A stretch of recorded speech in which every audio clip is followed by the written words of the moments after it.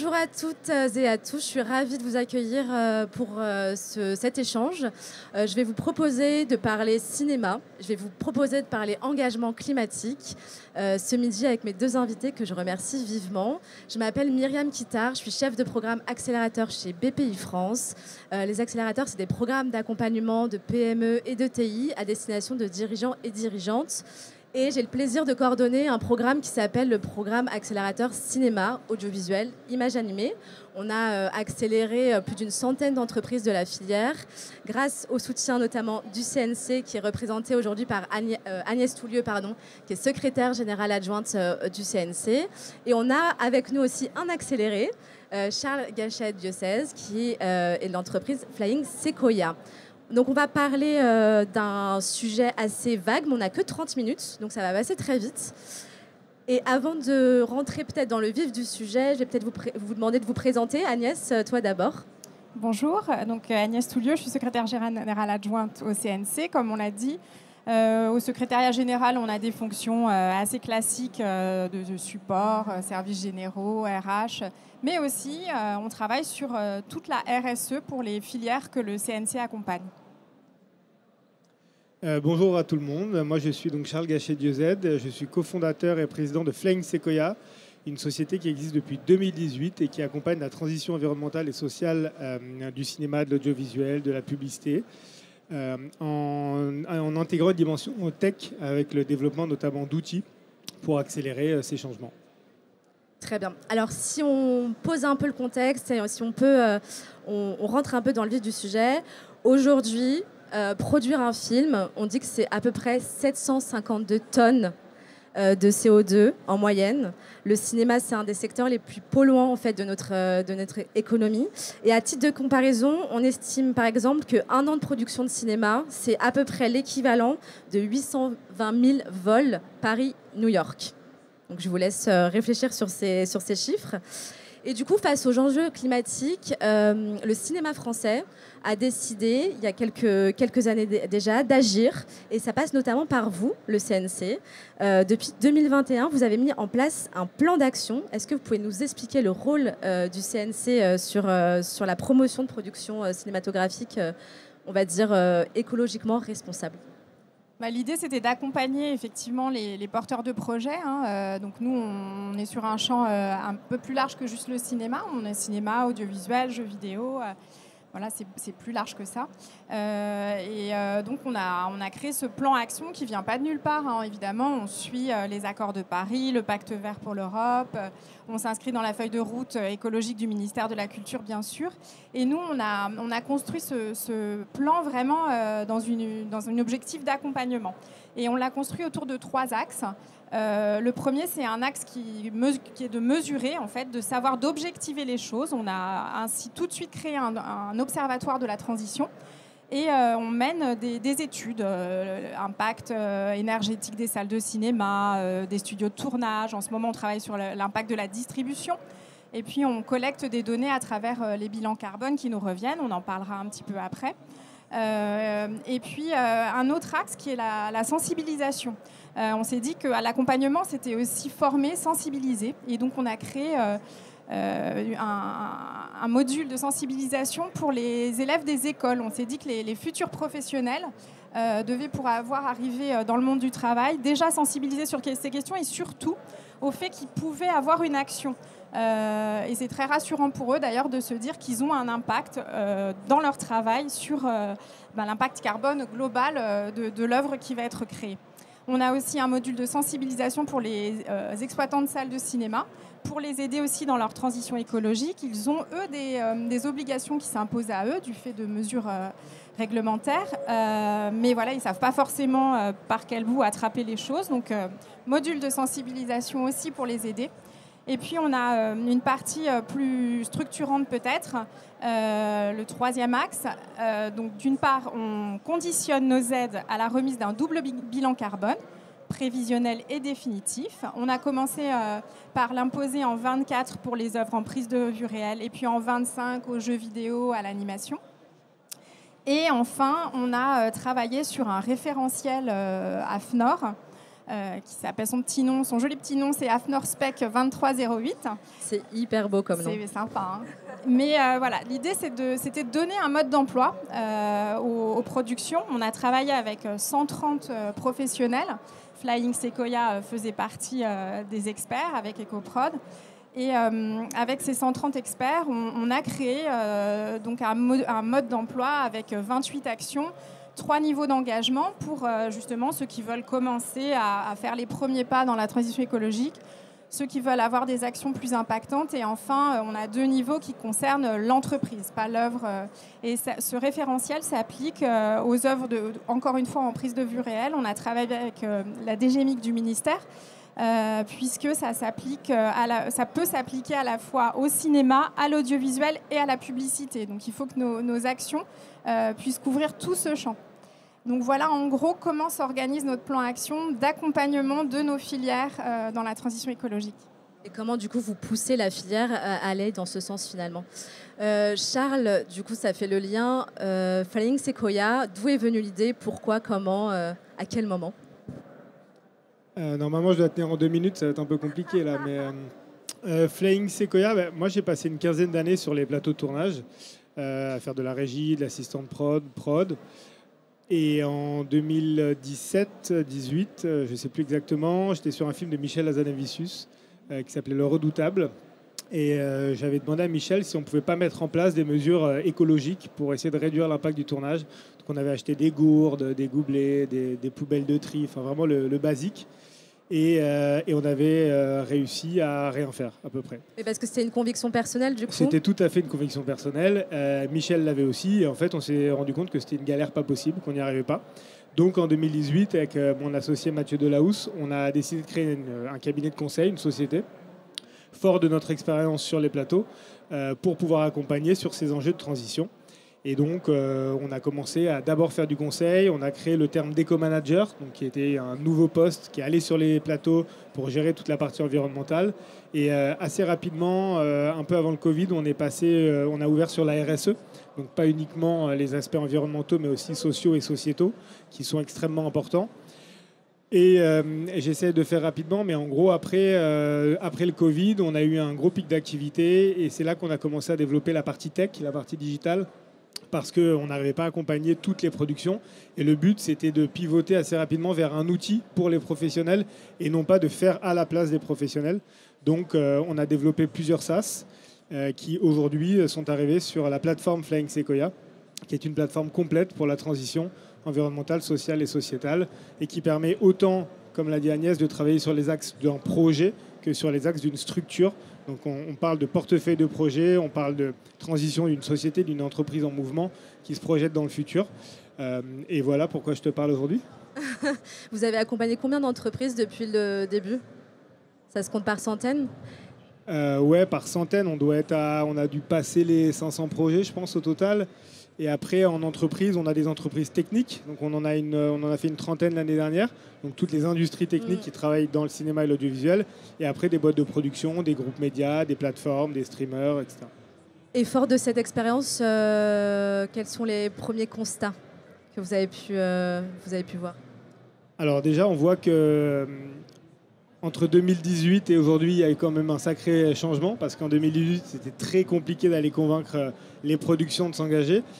Aujourd'hui, c'est de plus en plus naturel, même si à mon sens, ça ne l'est pas assez, mais c'est quand même beaucoup mieux qu'avant. Donc on a vu qu'il y a un changement des mentalités, un changement des pratiques.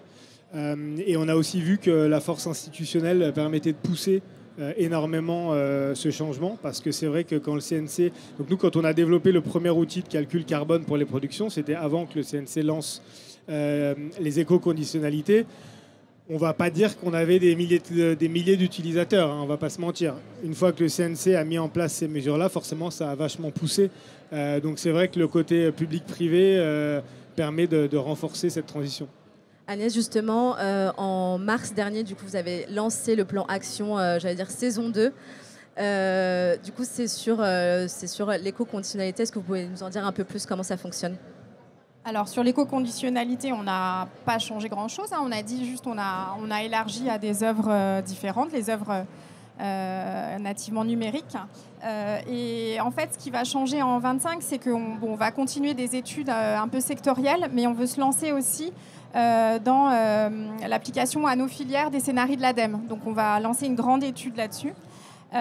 Et puis la grande nouveauté, c'est quand même la prime RSE+, pour les productions qui ont commencé en septembre cette année. Donc vous voyez, c'est tout neuf.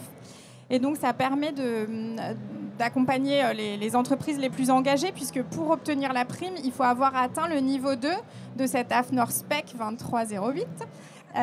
Donc c'est déjà il faut avoir fait les 26 actions. Actions. Ouais. Et donc c'est à la fois certaines actions, on a dit de premiers pas, mais aussi des actions très impactantes. Et donc ça permet de recevoir une prime de 28 000 €. Donc ça c'est pour les œuvres de longue durée, audiovisuel et cinéma, et qui ont atteint le niveau 2, on l'a dit, et c'est le CNC qui paye la certification. Donc ça ne coûte rien à l'entreprise, même largement encourageant quand même pour les producteurs. Ouais. Et donc on est content, il y a un bel engouement, on a déjà des dossiers qui sont déposés et plein de questions qui nous sont posées, donc c'est que ça intéresse. Du coup, l'accueil des professionnels sur ça a été positif. Oui, positif. Après, voilà, il y a plein de questions qui sont posées parce que c'est pas si simple de l'obtenir. Hein. C'est quand même un bon niveau, hein, tu reconnais. Oui, tout à fait. Charles. Non, oui, c'est un vrai engagement. Le niveau 1 de l'AFNOR, en effet, c'est un premier pas. C'est une sensibilisation, c'est une mise en mouvement. Le niveau 2, il faut avoir des résultats, il faut aller plus loin, il faut mettre une vraie démarche. Je ne sais pas s'il y a des productrices ou des producteurs dans la salle, mais dès qu'on commence à parler un petit peu d'argent et de bonus, il y en a 2-3 qui lèvent la main. C'est normal, ça fait partie du jeu. C'est la carotte ou le bâton. Le bâton, ça marche. La carotte, ça marche aussi. Donc, pouvoir montrer qu'en s'engageant, il y a aussi, c'est un investissement, mais il y a des retours sur cet investissement, et notamment via cette prime. C'est vrai que ça engage de plus en plus de productions. On en a certaines qui nous appellent en disant « Bon, moi, je vais aller demander la prime RSE, mais je ne vais rien faire parce que ça ne m'intéresse pas, je veux que l'argent. » Bon, assez rapidement, quand on leur explique ce qu'ils doivent mettre en place, ils n'y vont pas. Mais on a aussi énormément de productions qui sont motivées par cette prime, mais qui sont aussi motivées par l'idée de bien faire et de faire différemment. Donc on a vu un gros changement depuis, en effet, le lancement depuis septembre, où de nombreuses productions se sont engagées dans ces démarches, là où certaines étaient un peu réticentes il y a quelques mois. Et du coup, avec votre casquette de producteur de votre vie d'avant, de votre carrière d'avant, j'avais envie de vous poser une question parce que c'est vrai que depuis quelques années, on voit aussi, on parle là du plateau et de comment est-ce qu'on produit de façon plus responsable. On voit aussi à l'écran des films qui sont porteurs d'un message climatique, d'un engagement fort, presque, j'allais dire, pour réveiller les consciences. Et chez Flying Sequoia, est-ce que vous avez l'impression, du coup, que dans leur démarche sur le plateau, pour aller vers une production responsable, ils s'intéressent, est-ce que les producteurs ou est-ce que les réalisateurs s'intéressent aussi sur les messages qu'ils font passer à l'écran ?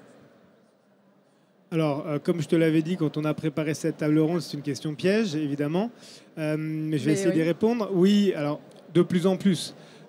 Après, on est dans un pays où la liberté d'écriture est très forte, donc forcément, les scénaristes, les réalisateurs, c'est pas comme aux États-Unis avec les Final Cut, etc. Ils ont quand même une liberté, ils ont souvent pas trop envie d'aller changer l'axe narratif de leur projet. Je donne souvent cet exemple du film Bac Nord que vous avez sûrement tous vu. Ils fument des clopes à peu près toutes les 3 minutes dans ce film. Ils sont stressés, c'est des policiers de la BAC. Et ils jettent les cigarettes par terre. Et les clopes, elles volent par la fenêtre de la voiture. Je pense que si à un moment François Civil demande à Lelouch est-ce que tu aurais ton petit cendrier de poche, s'il te plaît, ça peut peut-être un peu modifier la narration du film et les personnages. Donc c'est vrai qu'il faut faire attention à ne pas tomber trop dans l'excès. Mais oui, de plus en plus le font. Nous, on a eu le cas avec certains films qu'on a accompagnés où on les a conseillés là-dessus pour changer des logos de banque qu'on ne citera pas évidemment, pour en mettre d'autres qui étaient plus engagés ou ce genre de choses. Après, on a quand même aussi quelque chose qui est au cœur du sujet, c'est le placement de produit. C'est-à-dire que le placement de produit, vous savez que sur un film, ce qui est vu à l'écran quand il y a une marque, quand il y a quelque chose, c'est rémunéré.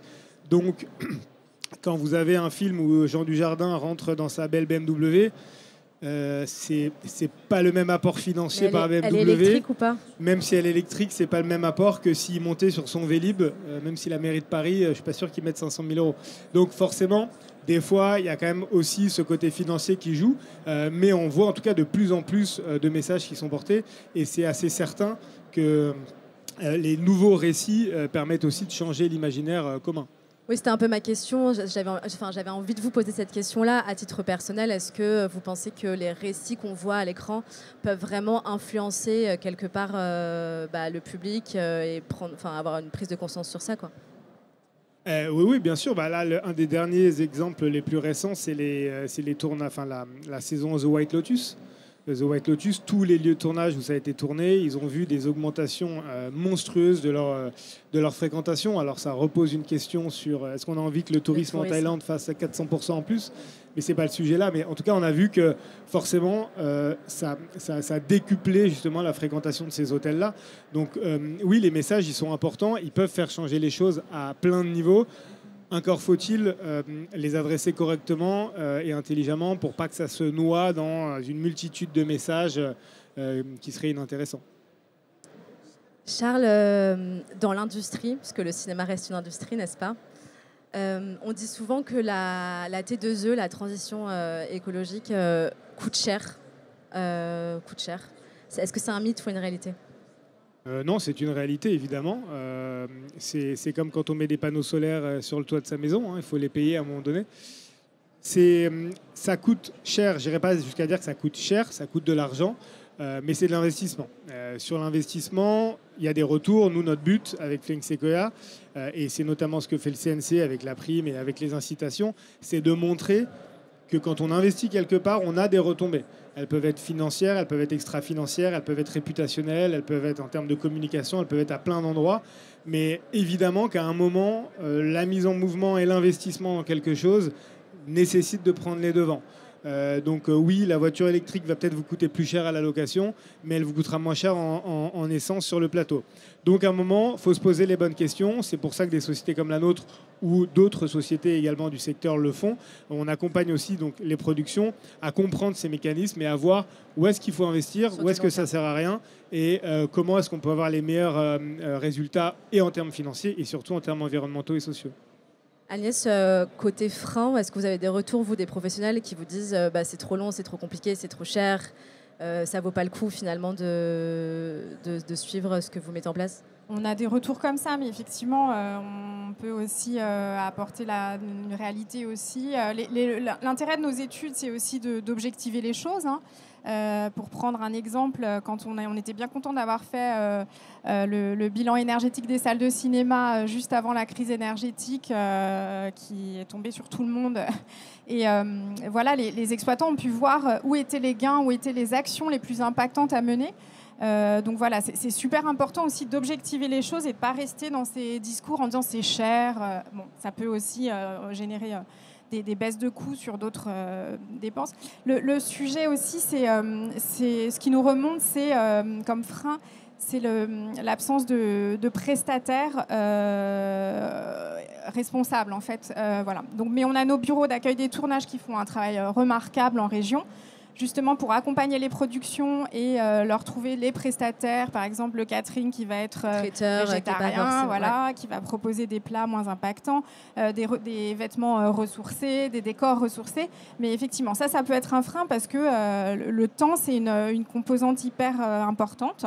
Et donc, si on peut apporter tout ça, c'est vraiment aussi beaucoup remonté avec les 130 professionnels quand on a travaillé sur le référentiel. Si on peut apporter justement des guides, des noms de sociétés qui font gagner ce temps-là, voilà, c'est gagné quelque part.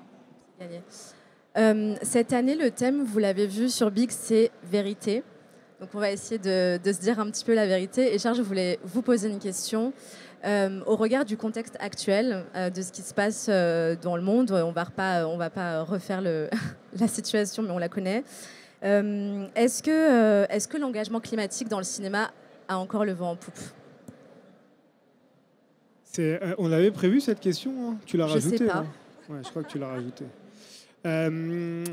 Alors, si on prend le côté très philosophique, voire politique, évidemment que non. Je pense qu'on a des urgences bien plus importantes sur cette planète que les repas végétariens des plateaux de tournage français.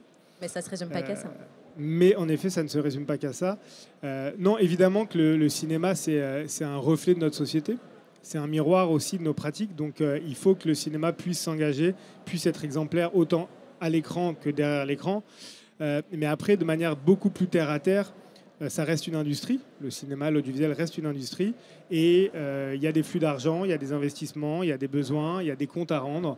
Nous, on a accompagné une très, très grosse boîte dans les industries techniques qui a levé beaucoup d'argent. Et une des conditions dans la levée de fonds, c'était qu'ils réalisent leur bilan carbone l'année suivante. Je peux vous dire que quand vous avez levé 15 millions et que votre fonds d'investissement vous dit vous faites votre bilan carbone, sinon vous n'avez pas vos 15 millions.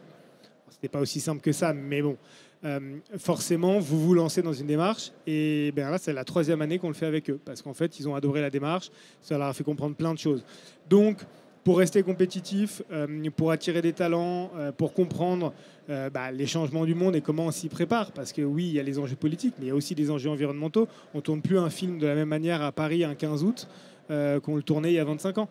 Donc il y a plein de sujets à ce niveau-là. Moi, j'ai fait beaucoup de films en montagne notamment, et on a été confrontés au changement climatique au quotidien. Donc il fallait s'adapter, il fallait comprendre quels étaient ces changements. Donc oui, ce n'est pas forcément le sujet le plus important au monde, mais en tout cas, je pense que dans nos industries et dans ce que ça représente par rapport au reste du monde, c'est important de travailler sur ces sujets.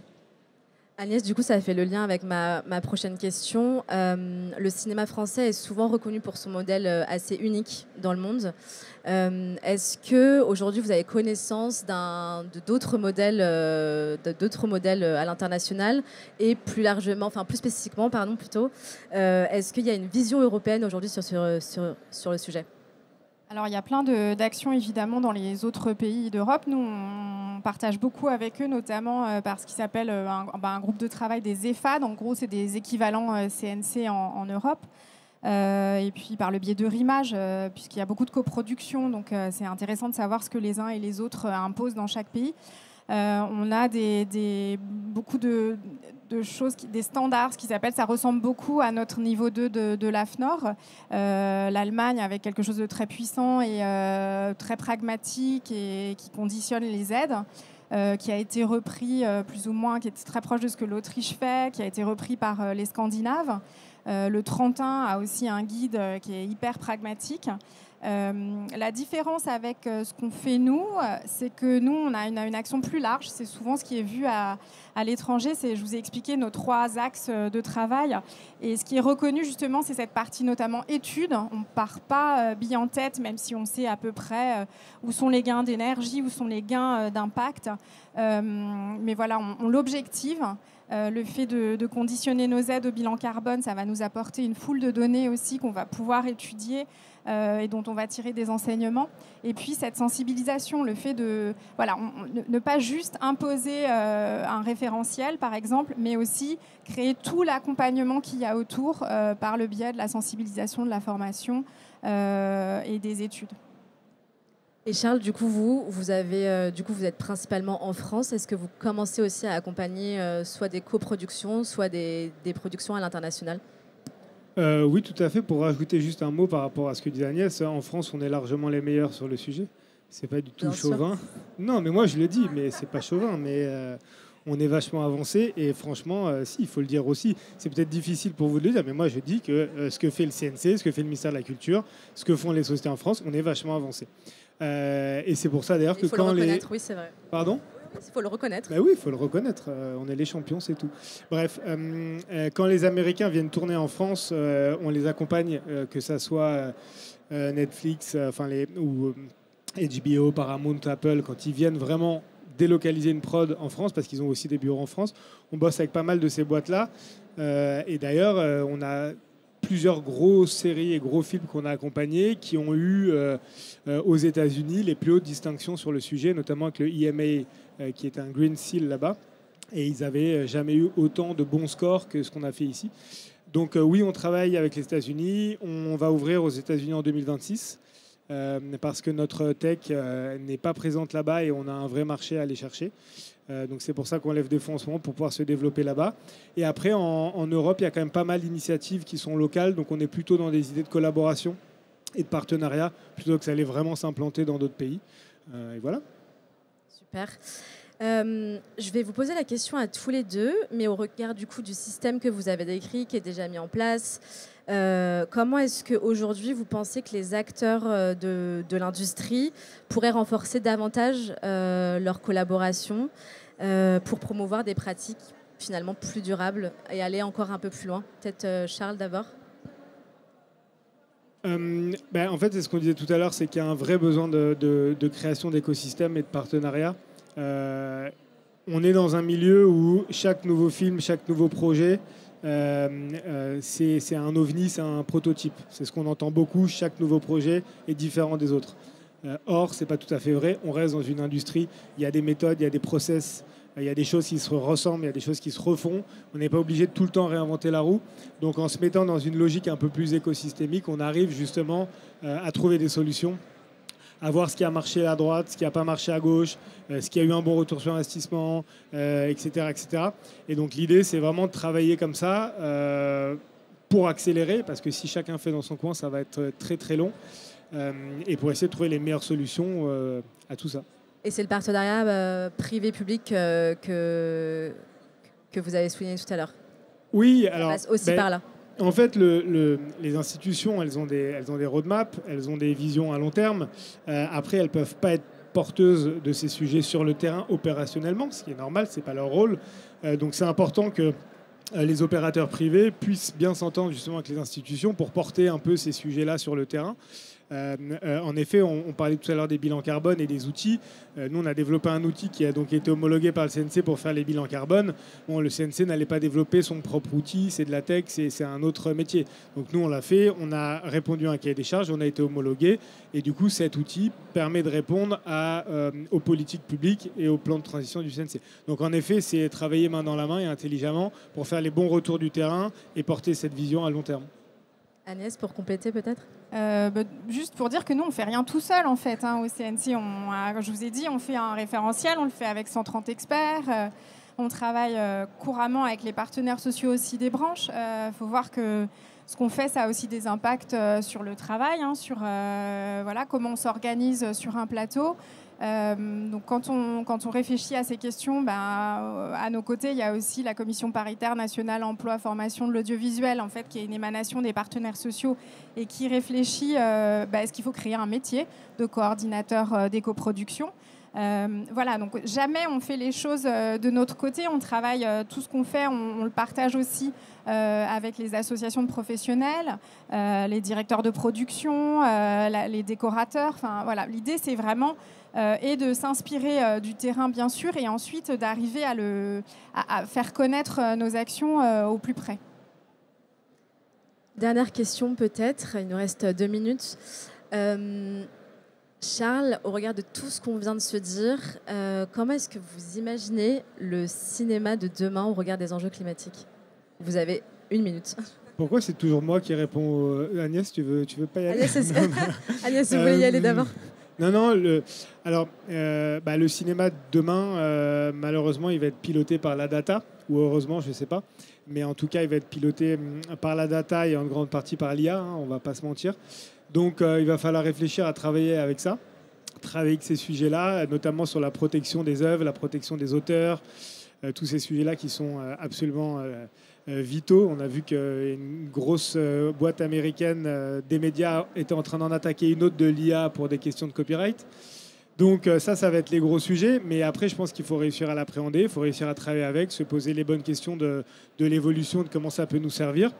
Et je pense que cette data, elle va aussi nous permettre de mieux comprendre. C'est ce que disait Agnès sur la partie collecte de données, parce que sans data et sans mesurer, on ne sait pas trop où on va, on ne sait pas trop ce qu'on peut faire. Donc je pense que ça va être des enjeux absolument cruciaux qui vont être au cœur de tous les débats. Et juste pour rebondir, IA et climat, ça fonctionne ? Vraiment, tu me mets dans des galères, c'est incroyable, quoi. Nicolas Dufourcq a dit vérité, donc non, la vérité, bien sûr que non, que ça ne fonctionne pas du tout. Mais c'est là et c'est trop tard. Certains dans le public disent mais qu'ils sont plus mitigés sur la question. Oui, non, mais on va trouver des solutions, on va y réfléchir. Il y a plein de boîtes qui sont en train d'y réfléchir. Ça peut faire baisser à gauche, faire monter à droite. On ne va pas rentrer dans le détail, mais en tout cas, il va falloir réfléchir à des moyens d'avoir une IA un peu plus frugale et un peu plus réfléchie si on veut travailler avec ça longtemps, quoi. Agnès, le cinéma de demain? Moi, pour rester sur nos sujets de transition écologique, je pense que je crois à un cinéma quand même plus responsable au sens large. On s'est focalisé sur la transition écologique, mais on a des générations aussi qui ont envie d'un travail différent, avec plus porteur de sens. Et donc, dans les actions du quotidien, sur les plateaux, on voit quand même remonter des choses qui sont super intéressantes. Très bien. Merci à tous les deux d'avoir accepté cette invitation et d'avoir partagé aujourd'hui avec nous vos vérités, j'allais dire, sur un sujet très vaste mais passionnant. On reste à votre écoute et je vous dis à très bientôt. Et merci beaucoup aux équipes de la French Touch de nous avoir accueillis aujourd'hui. Merci beaucoup, bonne journée.